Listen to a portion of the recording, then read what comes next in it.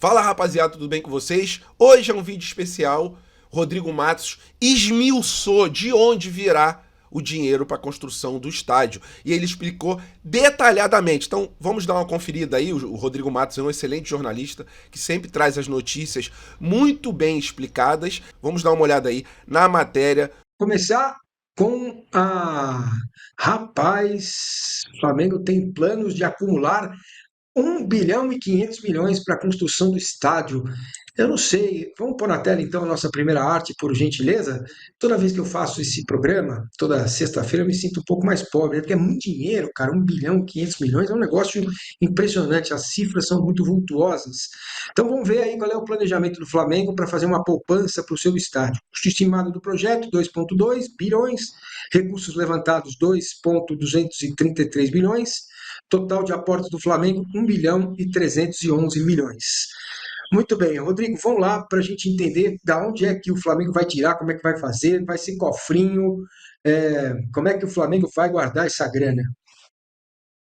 Vamos lá, Marcene, a terceira da nossa série aqui sobre o estádio, né? Que acabou que passou muito tempo sem informação e agora a gente tem bastante informação a partir do momento que foram concluídos os estudos, tanto da FGV e da Arena, e a gente falou semana passada sobre a mudança de plano, né?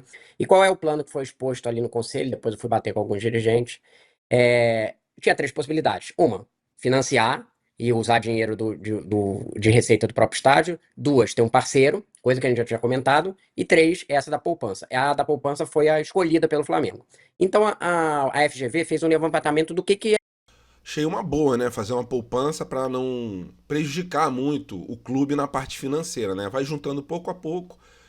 Tem uma hora ou outra que o dinheiro vai estar bem grande nos cofres para a gente poder construir o estádio. É necessário para fazer, como que o clube tem que fazer essa economia, e expôs ao conselho. E aí a ideia é essa, que você tenha o clube consiga acumular 1,5 bilhão de reais em 10 anos. Então você tem que lembrar que são 10 anos para acúmulo desse dinheiro, não é que vai chegar em um dia e vai conseguir acumular o dinheiro. Como que vai ser o acúmulo? Começa teoricamente em janeiro de 2026, ou seja, em janeiro do ano que vem. Só que eu falei lá no clube, falei assim, olha, já está acumulando caixa aqui, informalmente a coisa já vai indo, né? Digamos assim, recebeu recentemente um dinheiro da Betano, mas nessa primeira fase, que ainda não vai ser uma fase de obra, o clube economizaria em torno de 5,8 milhões de reais por mês, que dá em torno de 70 milhões de reais pouco menos de 70 milhões de reais por ano, que é, vai, grosso modo, 5% da receita do Flamengo. Depois, na fase de obra, teria que aumentar bastante, e aí você iria para primeiro para 11,6 e depois para 12,6 milhões por mês, que vai dar algo como 140, 150 milhões por ano. Aí já é um dinheiro bem significativo, né? Você vai ter que reservar a valor de hoje 10% da receita do Flamengo. A expectativa do clube é que a receita esteja mais alta lá, então esse percentual seria menor. Mas você tem que contar que é um valor, não é qualquer coisa, né? Você juntar 150 milhões de reais por ano para você É o reservar para o Lino, né? estádio. Mais ou Vai ser menos, feito né? dentro de no próprio caixa do clube, não vai ter uma empresa separada dentro do plano, e chega a esse valor de 1,5, porque quando você acumula muito dinheiro, ao contrário do que acontece quando você acumula muita dívida e você tem que pagar muitos juros, quando você acumula muito dinheiro, você ganha os juros para você, né? Essa que foi colocada ali no estudo. Em vez de a gente pagar juros, o Flamengo falando, em vez de a gente pagar juros, o que a gente vai fazer é acumular o dinheiro para acumular os juros. E aí, todas aquelas coisas que a gente já falou daqui sobre o tempo e demora que vai ter por conta de tirar a Naturge de lá, do estádio, de descontaminação, vai acabar ajudando para haver essa poupança, para complementar o valor. Aí tem receitas do estádio, camarotes, cadeiras, naming rights e CEPACs, mas vocês podem olhar que todas essas receitas estão muito menores do que era previsto anteriormente no projeto original, que falava. Em relação ao CEPAC, eu lembro que o Landim falava em torno de 500 milhões de reais, né? Os camarotes também davam um valor um pouco maior, mas vamos lá. Vocês gostaram desse estilo aí em relação a economizar, fazer uma poupança para a construção do estádio? O que vocês acham? Comenta aqui embaixo. 800 milhões de naming rights, agora estão falando em 177. Os camarotes, acho que é um valor plausível de 214 hoje, que já no Maracanã já se tira 100 milhões por ano, cento e poucos milhões. Cadeiras premium, né, que eles vão separar algumas cadeiras premium, também é um valor, se você olhar o que o Atlético vendeu para ajudar, é um valor compatível. Então, mas o grosso mesmo, né, quase 2/3, tem que ser o clube poupando nesse modelo. E sim, foi falado, inclusive, na reunião do Conselho do Flamengo sobre a lição que o Corinthians dava para o Flamengo. Porque se a gente juntar essas outras fontes com a economia do Flamengo, né, com esse 1,5 bilhão que o Flamengo pretende economizar em 10 anos, a gente constrói o estádio sem onerar os nossos cofres. porque ele está pagando muitos juros e comprometeu o seu desempenho esportivo pela questão da Arena, e depois a gente pode falar aí que ele está tentando renegociar os juros, né, para o pagamento da Neoquímica. PVC, a pergunta do Rubens Lisboa é excelente, que eu tenho até vontade de chamá-lo de Rubens Paris. Eu conheço ambas, mas Paris é mais bonito que Lisboa. E eu pergunto, vai ter impacto no campo? Porque uma das nossas missões é antecipar movimentos e tentar, né, pelo menos antecipar algo que pode acontecer no futuro. Na tua Pergunta visão, o que importante. você prevê? Eu acho que um pouco do que a gente falou ontem. Eu confesso assim, às vezes eu faço umas contas de padaria, porque embora a gente faça aqui um programa de finanças, eu não sou mais especialista em dinheiro, que existe, estou falando do meu dinheiro. Então, às vezes eu faço umas coisas de padaria, tem umas coisas que são. É bom você ouvir. A gente é jornalista para ouvir. Você vai ouvindo, vai aprendendo coisas, vai entendendo a lógica de algumas coisas. Uma delas eu vou perguntar para o Rodrigo para ouvir daqui a pouco. Mas o que me parece ainda é que, como o Rodrigo disse, os números estão muito mais tímidos em termos de arrecadação, o que faz tudo parecer muito mais realista. Porque os números que a gente via no ano passado, sem querer entrar numa questão política, acho que o Rodolfo Landim fez uma belíssima gestão no Flamengo, mas ali tinha uma questão eleitoral que está clara hoje. Então você trabalhava com números, olha, nós vamos arrecadar tanto para fazer tanto.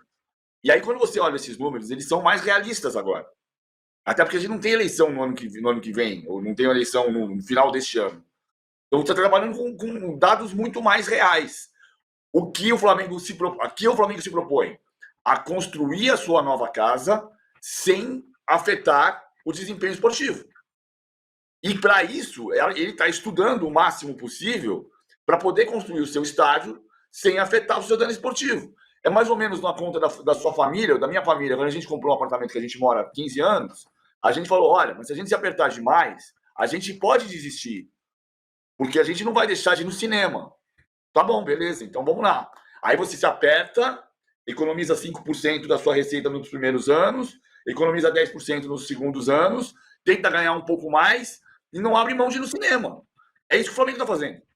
Então me parece realista. No final você vai lá e quita seu apartamento e fala assim, putz, agora vamos no cinema e vamos comprar um champanhe. Dá para fazer.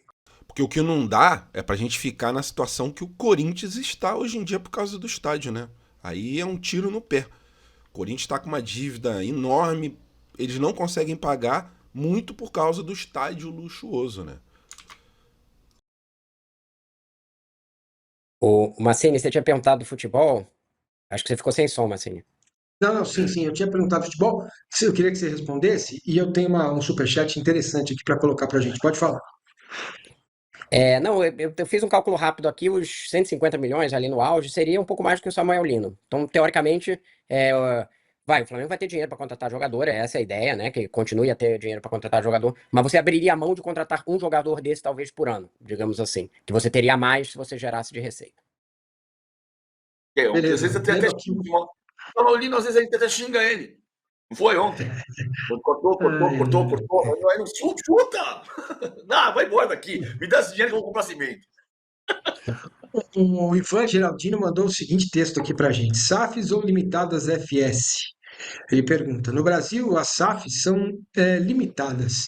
IPO com 60% das ordinárias ficando no clube é a solução para o Flamengo. Dividendos para acionistas na Bolsa. IPO levanta 3 bi.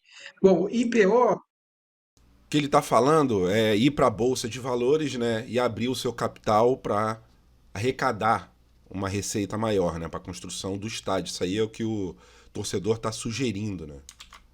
Oferta É um IPO, pública né? Oi? Isso. É um IPO, né? Oferta pública É, de parte das isso. ações ali do Flamengo. Of- Bom, de uma Oferta certa pública forma, inicial, né, Rodrigo? não, bom, isso aí tá descartado, mas eu sei que é uma discussão que, não necessariamente o IPO, mas já teve a ideia lá atrás, o Landim levantou, de você vender uma parte da SAF para investidores específicos, como foi feito no Bayern de Munique, né, que ele vendeu 24% da sua empresa para Adidas, Allianz, e aí usou o dinheiro para bancar o estádio, isso foi discutido lá atrás, mas hoje tá descartado porque a SAF virou, inclusive, uma coisa muito não popular dentro do clube, é muito rejeitada dentro do conselho. Então, não acredito que isso aconteça. Eu entendo o conceito do IPO, talvez fizesse sentido num mercado que tivesse mais maduro. Eu acho que a gente ainda está no início da SAF e ela gera muitas desconfianças sobre a perda de controle, especialmente para clubes como Flamengo e Palmeiras, que estão numa situação financeira melhor, né? E aí, mas eu acho que talvez no futuro isso pudesse ser usado. Podia ser usado também até como uma SPE, né? Uma sociedade de propósito específico só para o estádio, e você ter um investidor só nessa SPE e não no clube inteiro, né? Eles ainda falam um pouco, comparam com o que o Corinthians fez. Vamos dar uma olhadinha aqui, ó. Do estádio lá que estava previsto, porque tinha 400 e tantos milhões na Odebrecht, eles acabaram quitando na confusão que deu toda da Lava Jato lá. Não estou falando que teve nenhuma ilegalidade, não, mas uma negociação ali no meio que a Odebrecht, se ela tivesse forte como estava anteriormente, ela não ia deixar passar, né? Então, eu acho que isso mostra os riscos que está hoje. O Corinthians, aí você vai falar assim, afeta o desempenho esportivo do Corinthians, ele tá com muitas outras dívidas aí, a gente pode passar até mais para adiante por conta disso, porque ele perde muita receita, porque ele paga muitos juros. Claro, tem outros erros, já tem uma dívida fiscal de 800 milhões de reais que não tem nada a ver com isso, que o Corinthians não pagava imposto, né? Mas... Se juntar só essas duas dívidas, né, fiscal, junto com a dívida aí do estádio, dá mais de 1,5 bilhão, sem contar as dívidas trabalhistas, né? Vamos continuar aqui. O estádio teve um impacto muito grande nas contas do clube, né? Sufoca o clube. São 127 milhões de reais de dívida, é o cálculo que o Osmar Stabile faz hoje. 120 milhões de reais por ano de juros, por causa da CDI, mais 2%, como está escrito ali. 127 milhões de reais só de juros. Essa semana teve o segundo Osmar Stabile. O que aconteceu foi que o presidente da Caixa, Carlos Vieira Fernandes, convidou-o para uma conversa. E a curiosidade foi que quando o Osmar Stabile chegou na Caixa para fazer a conversa, o André Sanches estava lá. Então, tudo que a gente não quer é ficar igual o Corinthians ficou, né? Fiquem com Deus, tenham um sábado abençoado e boa sorte pra gente amanhã contra o Corinthians.